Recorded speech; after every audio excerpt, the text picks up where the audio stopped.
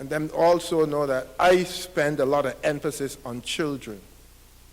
We have to educate our children because the future is theirs.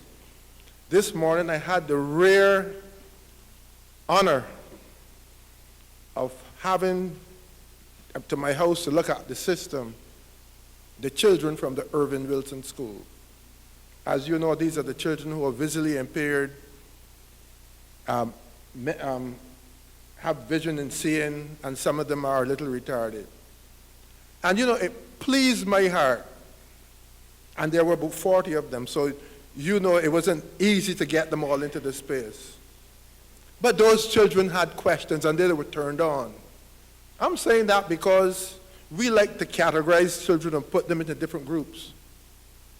But these kids who we say are retarded exhibited more interest in alternative energy than I see in a lot of the adults in Barbados. And we need to think about that. We need to think about education. I want to say that I first got involved in alternative energy about 20 years ago. I was the chairman of the Barbados Marketing Corporation, and every year there was a trip to London, to England. The Barbados Marketing Corporation sold products in England, potatoes, breadfruits, peppers, etc. And as chairman of the Barbados Marketing Corporation, I would go to England to meet the buyers, the people who bought from us, and see what else we could sell to them. But on the very first visit to England, they took us to an agricultural show. And at that agricultural show, you had countries from all over the world exhibiting at that exhibition. And I went into a booth that was sponsored by BP, which was then British Petroleum. Now you know it no longer calls itself British Petroleum. It calls itself Beyond Petroleum, which means that they don't only use oil, but they're also moving to alternative energy. And I was fascinated to see in this booth wind and solar energy. And I wanted to know, why is it that a company that their main business is oil was talking about wind and solar energy? And I started to read. I wanted to know why. And I found out what people today seem not to have found out, a lot of people, that it was all about global warming. Now, what is global warming? Any body, any unit, any structure operates at an optimum temperature.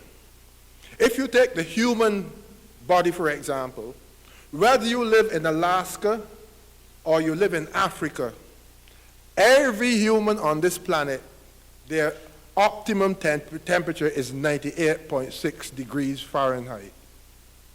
Anytime your temperature, the doctor takes your temperature, and it is higher than 98.6 or lower than 98.6, there's something going wrong in the body. So if we look at the whole planet as a body, you have at the North Pole, the Arctic Pole, frozen with ice, at the South Pole, frozen with ice. And that has been so for billions of years. Man comes along, and he decides that he wants to progress as fast as possible, and he realizes there's oil, that you can do things with oil. So he starts to burn oil. The oil produces carbon dioxide, which goes into the air, heats up the North Pole and the South Pole. The snow, the ice on both of those poles start melting, and you start to change the temperature on the whole planet.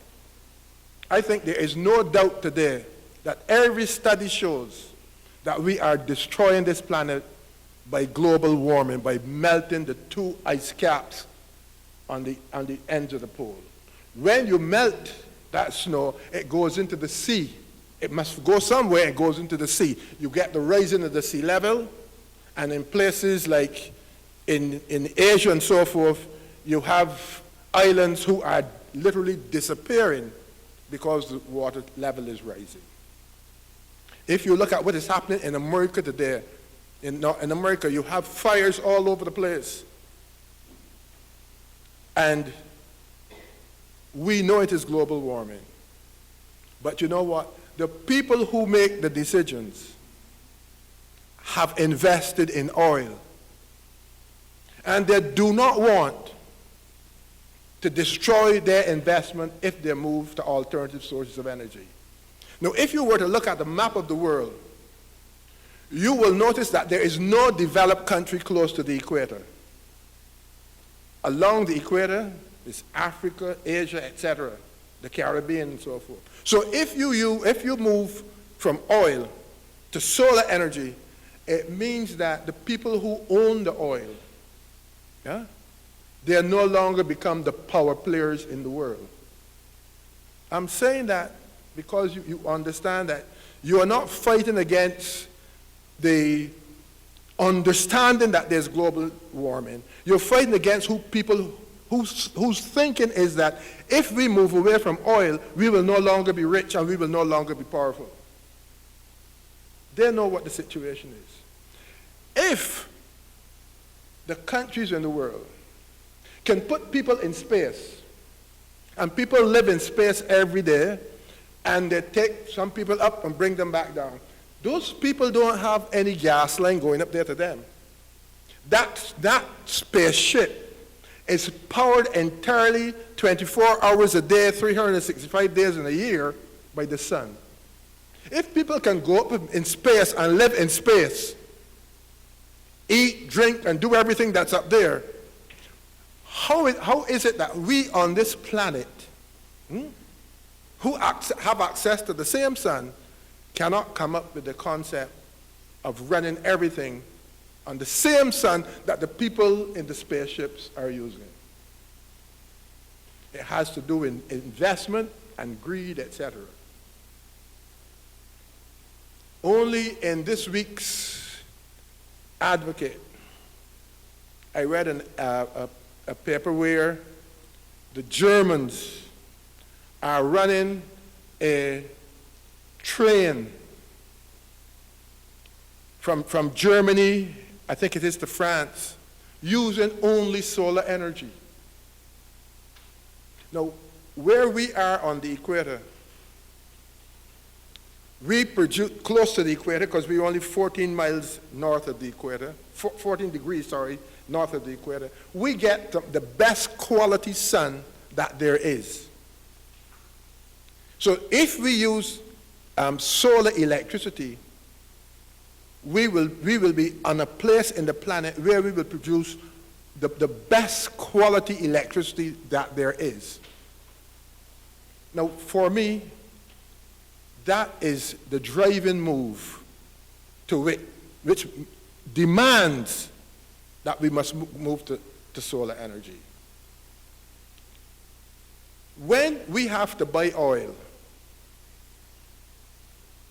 we have to pay for oil in foreign currency, which means that all the US dollars that come in for tourism, we take that same US dollars and buy oil from somebody else who have no interest in our development.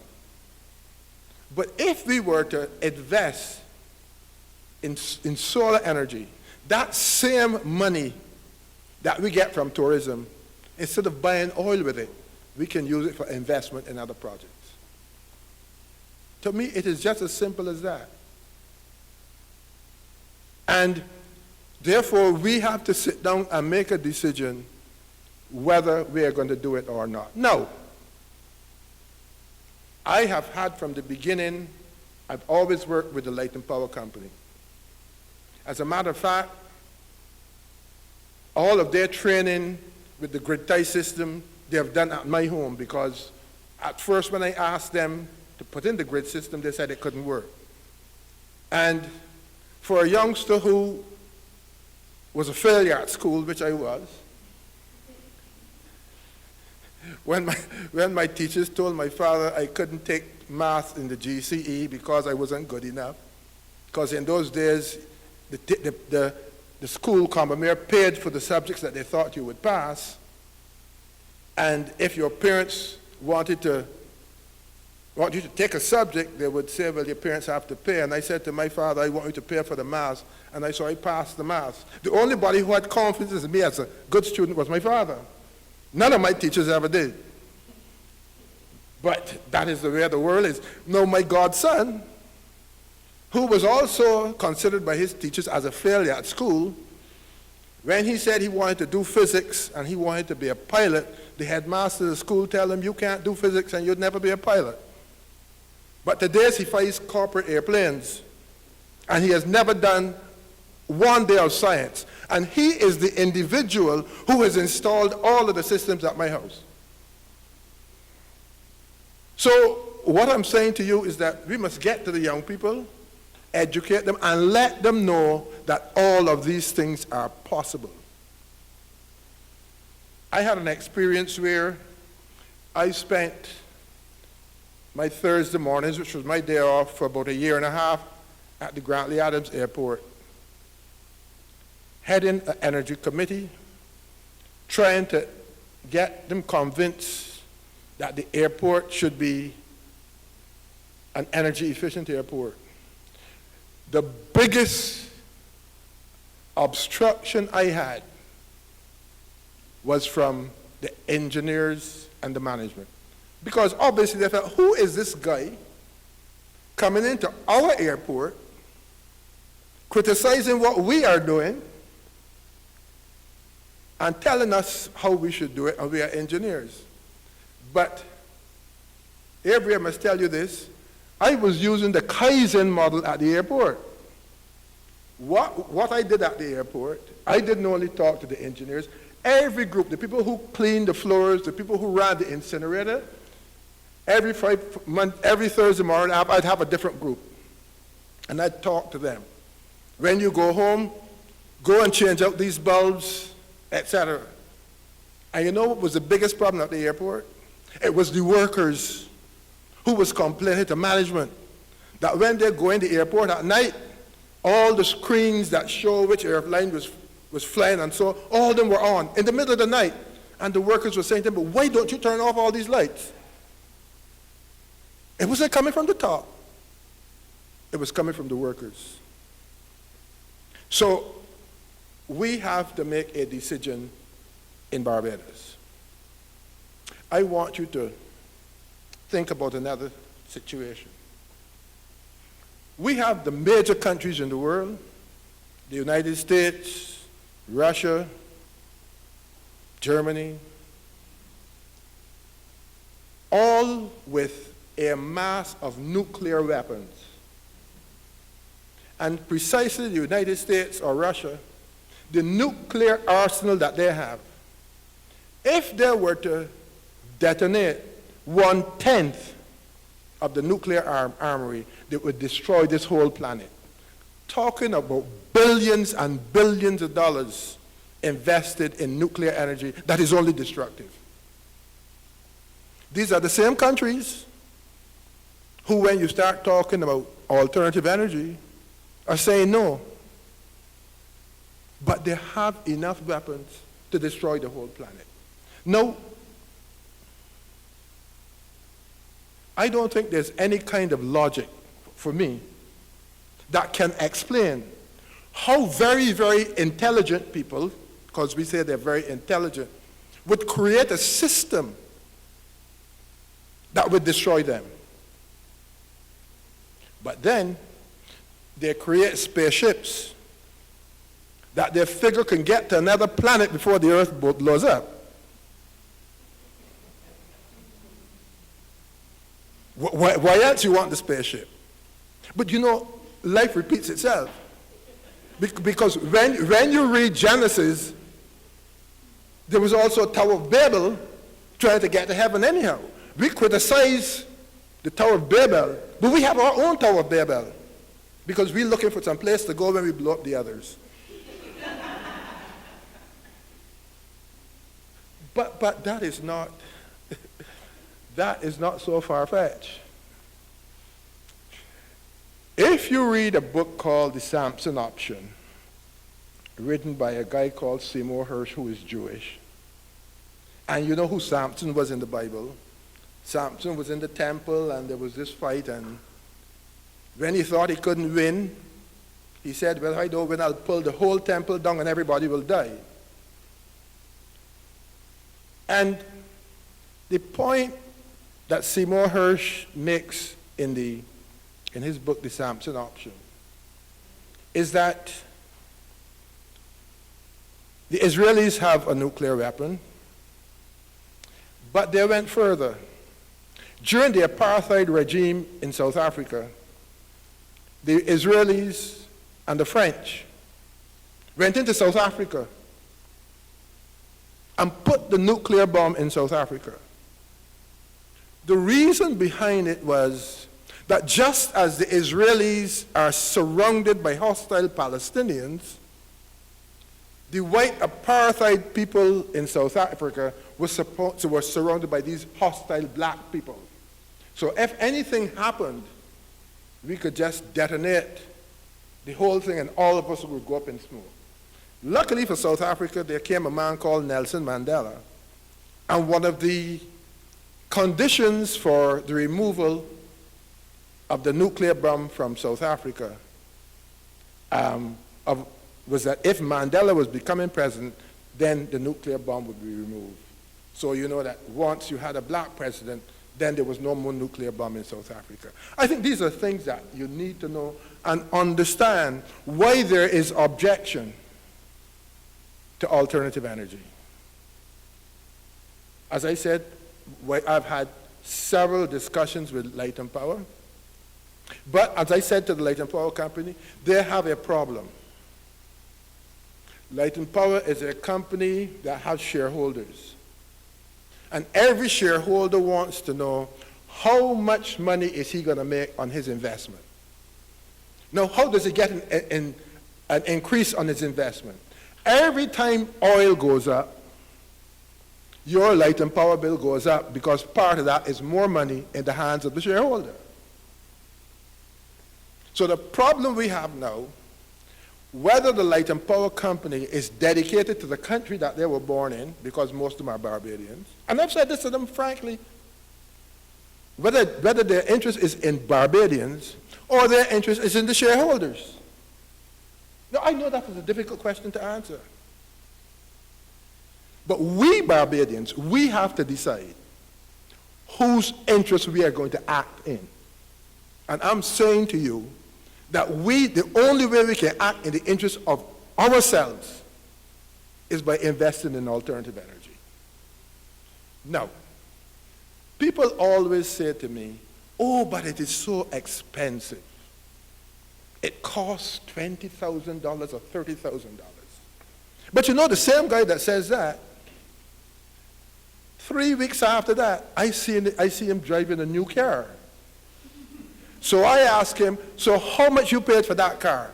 $120,000. But you know, when he drives that car out of the garage, it's only worth $90,000. He's already lost more money than if he had invested in solar energy. All his electric bill would wipe out for the rest of his life and his children's life and his grandchildren's life. So it is the way you look at money. You have to look at is it an investment or an expenditure? It's like sending your children to school because you know at the end of the day, the education that you give to them is going to be beneficial to them. The same way if you invest in alternative energy, at the end of the day, at the end of the month, you can postpone buying the new car for another 10 years when Light and Power have to pay you back money. But people always look at it that way. No, the most important thing you have to understand is that the equipment that you see is built by the oil people.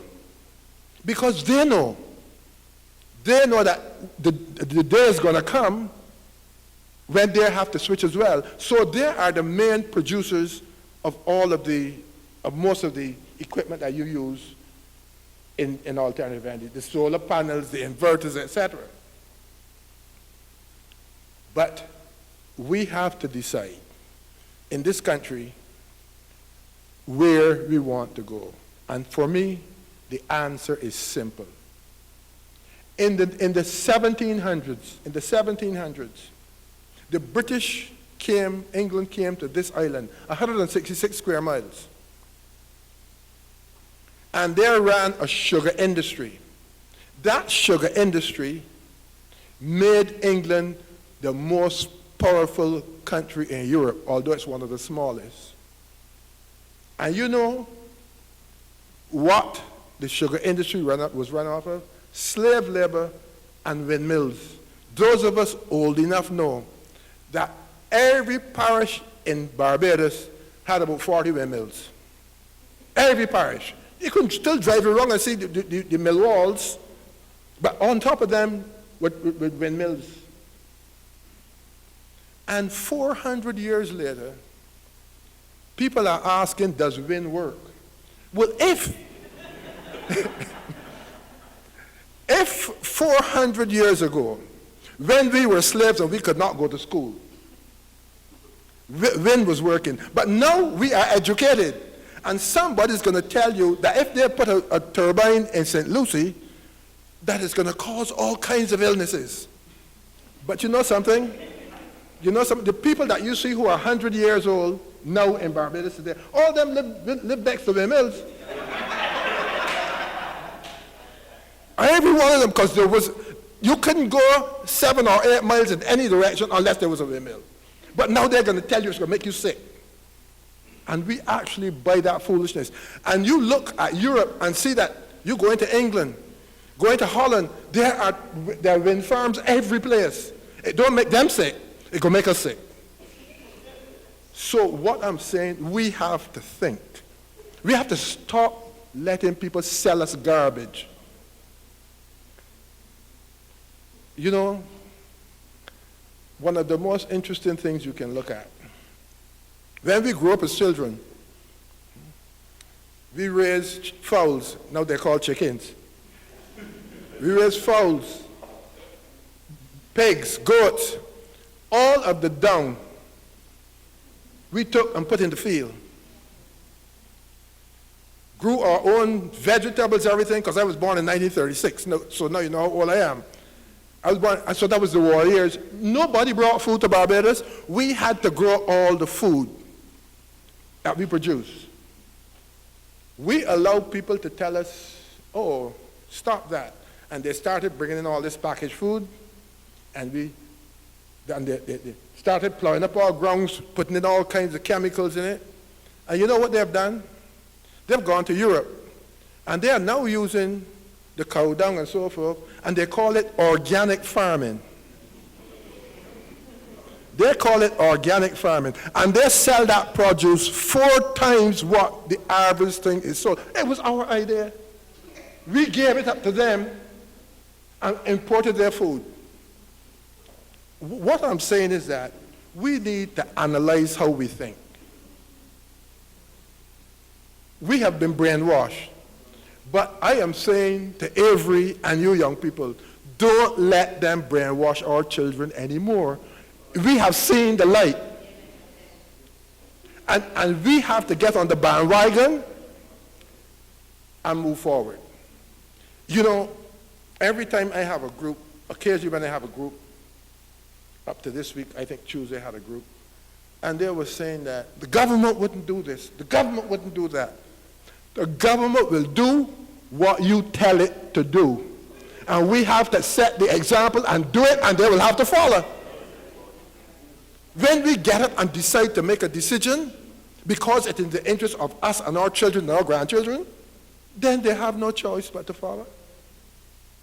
What I know that the government has done so far is that in the manifesto of the Democratic Labour Party, they have made it absolutely clear that all equipment related to solar or alternative energy is duty-free, which is something that never happened before. It's all duty-free. What I know that is happening today in Barbados, I think it's the Inter-American Development Bank has made available, I think 10 or 15 million US dollars that people can get access to funding to put in alternative energy. But since I've been around for a long time, And I see the people who come in from Canada occasionally and England who are looking for investments in Barbados. And normally they used to come by, they still come when they come in. I see them in Barbados and I know what they're looking for. They're looking for some of that money to invest in us. But with people like Avery, you have to access that kind of funding because we have to educate our young children. We must insist on them that they get involved in this because this is about technology. And I'll say one thing about young people. When it comes to technology, you cannot beat young people. Young people are tuned into technology. We need to stop them from playing the video games and get them interested in putting things together. Just like when we were small growing up, we had to make our own toys because your mother and father couldn't build the toys. We built our own trucks, our own scooters and everything. And with the scooters that we used to build, I now see the Japanese making them and selling them, and we don't have no more scooters here at all. So what I'm saying, this is what I'm saying to people like Avery, you are on the cusp of something very, very great. Very, very big. I'll give you an experience I have. I have a goddaughter who went to school in Vermont. She happened to be a very good student. And one of her teachers, a lady, her husband was the manager of one of the senators from Vermont, Senator Bernie Sanders from New York. So last year, they came, not Senator Sanders, but his chief of staff and his wife came to Barbados through my goddaughter, and they came to my house to spend an afternoon. When they saw what was going on, he picked up the phone and called Senator Sanders in Washington and said, I cannot believe what I'm seeing in Barbados. So he explained to him what we were doing. We went to her graduation last year, and it was during the oil spill in America. You know, everybody was busy. Senator Sanders flew from Washington to Vermont to spend time with us because he was so impressed with what is going on in Barbados. Now, you know, they only got 100 senators in New York, in America, 2 for each state. He flew there because he wanted to meet these people, and Vermont is the most energy-friendly state in the whole of the United States. But he wanted to know who was doing this stuff in Barbados. The point I'm making to you is that if you have people in America who are so interested in what's going on in Barbados, Bajans need to wake up. And that's why I cannot stop but complimenting people like Avery. Because you are on the cusp. I've been around, as I said, for the last 20 years. And I know there was also no, people used to look at him, nah. But now I can see going into the schools, the children are going to take it over. We have to target the children. Let me give you another example I had with children. The children last year from Holmes Williams School who was taking the 11 plus, you know, they had this expo in the park. So they came to see my system before they went to have the expo. So after the expo, they went back to their school and they set up their own solar system. So they invited me over to the school to see this solar system. So one of the little girls took me out. They had bought a solar panel from PriceSmart. So she took me out into the lawn where they had the solar panel. And she said, you see this? This solar panel costs an arm and a leg. But the enthusiasm in the children, So we have to keep pushing it. And we will get there. Because with people like Avery and the organization that he started, there is no turning back. There is no turning back. So I am glad to be here to share with you some of my experiences and to feel tonight that I am not like the lone man in the wilderness crying for help. Help has come. I'm not pleased to say that help has come. And I must say to all you, anything at all that I can do,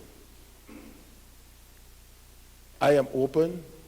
As I said, every Thursday, and otherwise, I always have people at my house. And I must say, let me say this.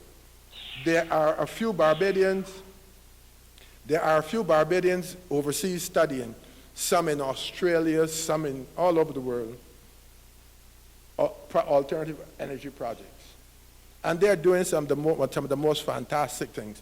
The one guy, I think he should be back here shortly, he was looking at combining a photovoltaic panel, and let me say for people who don't quite understand, there is a complete difference between solar hot water and electricity. It's like riding a bicycle and flying an airplane, okay? You travel, but it's a different kind of. So what happens is that in Barbados, our temperatures are usually 27, 30 degrees, but the solar panels are built for North American countries, and they operate at a maximum of about 18 degrees Celsius. So when we put them on our house, which they should be always raised off the roof so that air can flow on them and keep them cool, you do not get the maximum amount because the heat that we have, they don't operate best at that heat, 25 degrees and so forth. They operate best at 18 degrees. So what this youngster is doing, he wants to put a solar hot water panel at the bottom, extract the heat from the photovoltaic panel so that he brings it down so you get the maximum out of it. So you see, Barbados doing all kinds of things. What frightens me is that maybe when they're finished with all that experimentation, somebody in California or Germany or Australia will just snap them up because the kind of money they will be able to make there, then they're not going to come back home. But I hope with organizations like these that we can,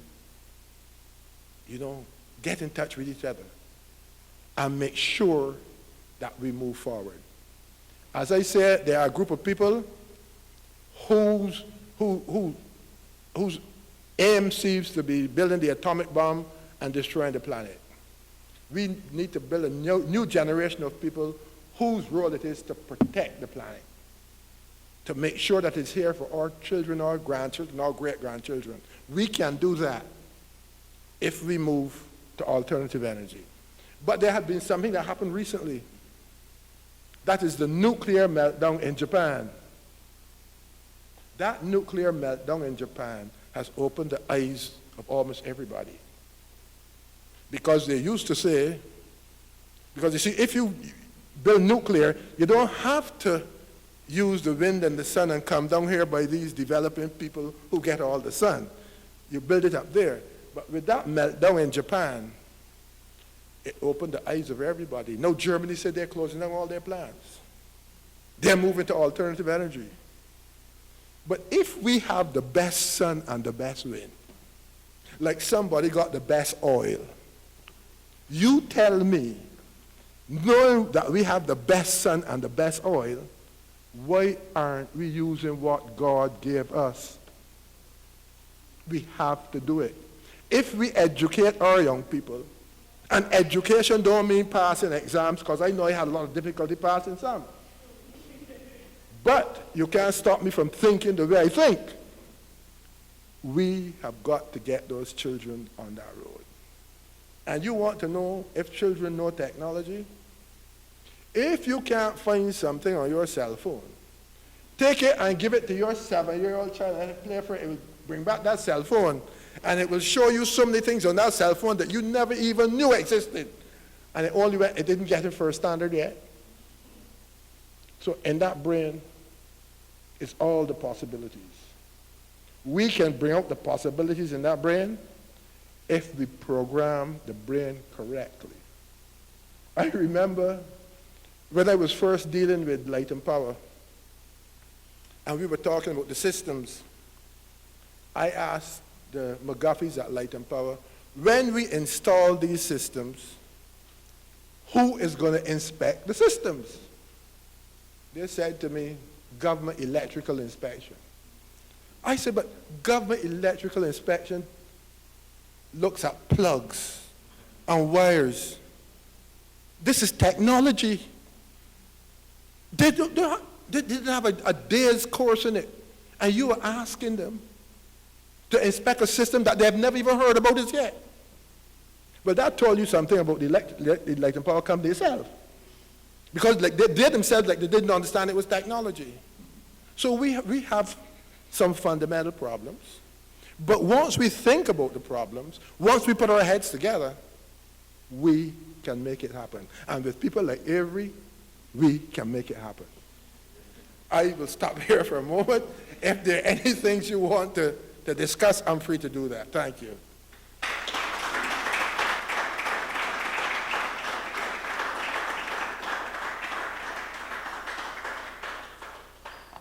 Of course, we have some light refreshments coming up, and we will have a chance to mingle, and those who have questions for Dr. Simmons, and all the advocates here, and all the nations around as well. So, and I'm sure some of you here from this very interesting presentation will have some questions of your own, and you're free to engage.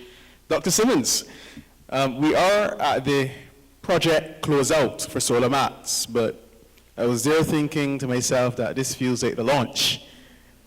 We are closing out your project, Avery, but it seems as though your project it has to live on for a very, very, very long time. Let's put our hands together once again and applaud Dr. Simmons on a wonderful presentation. Thank you for educating us. At this time, we will be presenting to those who have really worked hard with the project. I'm going to invite Avery Maskell to come forward, and Alison Rice as well, who will be giving the presentations. And I ask you to put your hands together for the project team. Kevin Campbell, who was a consultant. I believe that there's a prize here for him to receive, and I ask him to come forward.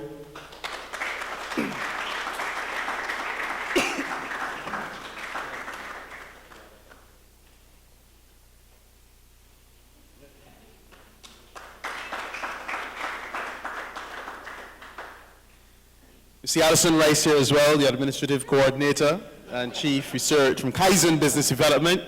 All right.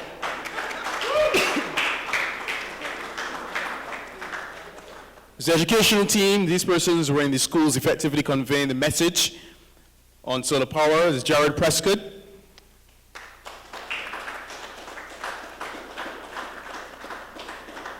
Who was responsible for sound engineering.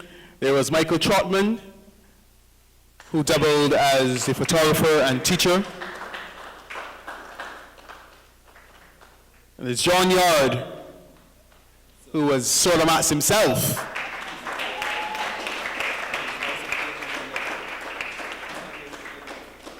He's not wearing his Solar Mat suit today.